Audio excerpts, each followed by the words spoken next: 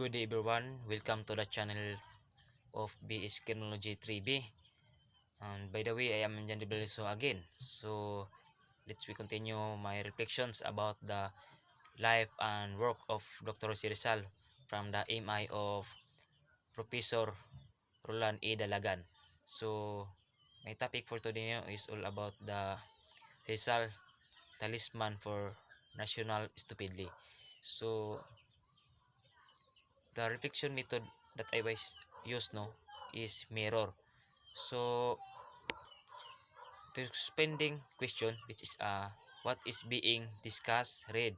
If there's anything that you can see yourself, it is a present, absent. That what do you feel and why not? So there's a compiling conventional no to pertaining to the portrayal of the heroes. We donate heroes as the catalyst of the change and exist as a receptacles of nations. Hope and dreams, they are the guiding light, the individual who help shape the nature of a people. So in other words, no, they can be considered the soul and consequence of the country. So this year in the 161st celebration of his birthday, I wonder if we know him any better. So are we closer to understand what we hope and dream for the Philippines? The answer is obviously. So just take a look how his popular image in use and abuse. It is almost diverting how many people seem to speak on behalf of Rizal nowadays. Broadly, we lack critical engagement with Jose Rizal actually words too much if his writing are failed. Truth almost perversely numerous ideology. So unfortunately, as the year passed by, we are leaving Rizal further and further. So next topic now is all about the Calo Imbricto and the Rizal Bill, the Rizal Law RE 1425 and its predicaments. So the reflection that I was the reflection method that I was used now is mirror. So what is being discussed, read. There's anything that struck you, anything that see yourself. So present, absent, what do you feel? So the Philippines had an interesting story, especially because it included how the heroes of the country fought for the freedom and showed nationalism amid from the trials brought by the colonizations. Republic Act 1425 no, it's an unofficial document which require all the school in the country to include the Rizal life and his work in the curriculum. So I studied as a student, this law made me want to go the extra mile to learning about history. I am always fascinated with everything that happened in the past, and this give way for me to understand more the value of independence and how the heroes strongly fought for it. So for me no, this is just a waste of time, money, because it's implemented for a valuable reason and purpose, and it's meant to be understood by all the student. So like me no, who are still in the process of cultivating the persona that I want to be in the future. So imagine his peaceful means of reform which must make us realize that we can still fight for whatever. So next topic now is all about the no limiting here. So the reflection method that I was use what is being discussed.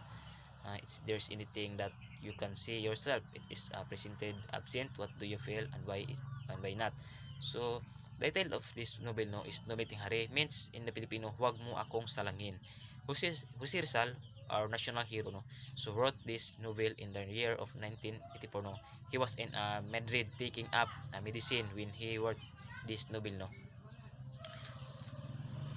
A part of Nuli, this novel was written to remind us of the bad things that Jose Rizal experienced during his time with the Spanish.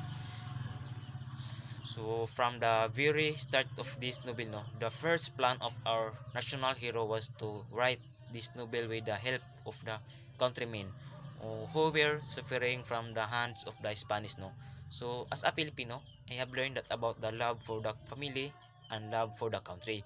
So paternal, no, love for example is the love of the Cristomo Ibarra to his father. When he found out that the birth burial of his father was a just. Well, if I was by the side of Cristomo, I will give the blessing of what my father deserved. So next topic no is all about the vision of father of Rodriguez. So the reflection method that we use now is a microscope. Get one word, phrase, or sentence that struck you. So you are affected you. What are the societal and sectorial implication? Why and why not? So the the sentence that struck me no, the most is when the stranger bishop shout in contempt and altered homo sine homine membra sine spiritual et este appelit appellator filius metius. So man without manhood, so body without soul, and you can call yourself my son. I think those words no, are a blow to the goals of the friars. So they pray every day, showing how religious they are, only because of their ill intentions.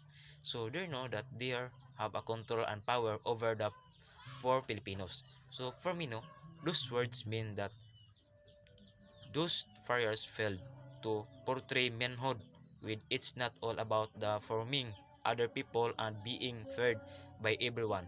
So in my perspective, no, through the manhood is displayed when we freely and selflessness sacrifice for the unworthy. So on the other hand, no, it was stressed that the prayers are compared to a body of without soul. So they are the like human that are empty head with a blotted mind. So unfortunately, no, these prayers are still extinct nowadays. They can be in the form of a corruption official, so or a greedy person. So I guess we can totally erase those routine or characters, but all we can do is prevent ourselves from becoming one. So next topic now is all about the by telephone. So the reflection method that I always use now is mirror. So what is being discussed now? Read. So is there anything that you can see in yourself in this present, absent? What do you feel? Why? So the drama for Telepono or by the Telepono was written by Jose Rizal, no? So in the national hero of the Philippines. Two priors talk about the societal concern and their hopes for the Philippines. So it was a release on the 1889, no? So it is response to a prize by the names of the Father Salvador Font. So in relations to his prejudice for a null meeting hearing and for restarting the provisions of a nulli in the autumn of 1889, no? So under the directions of the Dimas Alang, the first booklet was published in the Barcelona. So in the Secretary of Comedy, no, for Telefono Father was from use of a telefono line sponsored by the Transoceanic Telephone Co. So while Madrid to communicate with a local price as Agustin Monastery, no. So next topics, no, and also this is the last topic, no, or all about the Rizal letter to the father of Pastel. So the depiction method that I was used now is a mirror. So on the first day of September 1892, no, the Rizal wrote his first letter to Father Pastel. The letter entitled his gratitude to Father Pastel for gift. So prayer and advice. So he also point out that value of a self-esteem and own judgment. He believed that self-esteem is the greatest good that God has endowed man. So I felt relieved that he was able to find a friend who comfort him, no? So someone with whom he can share his deepest thought and feelings in that way. So his excel will not be the lonely because someone is guiding him, no? So on other hand, I I feel pity and Lamin Rizal faith. So hence I commend his faith in God. So he trusts his plan even if it means death. So his faith brought him unbearable inequality over. So moreover, no, I grew up in a Catholic church, no, and my family. So ins- instead the importance of having faith in our Lord. So I have learned that we have to big trust his right timing and plans for us.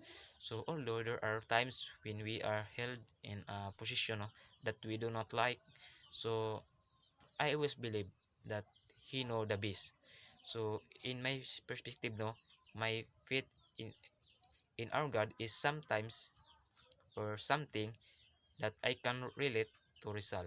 So after reading his letter to his friend, no, I respected him more, not because he is our hero, but he is a Catholic himself.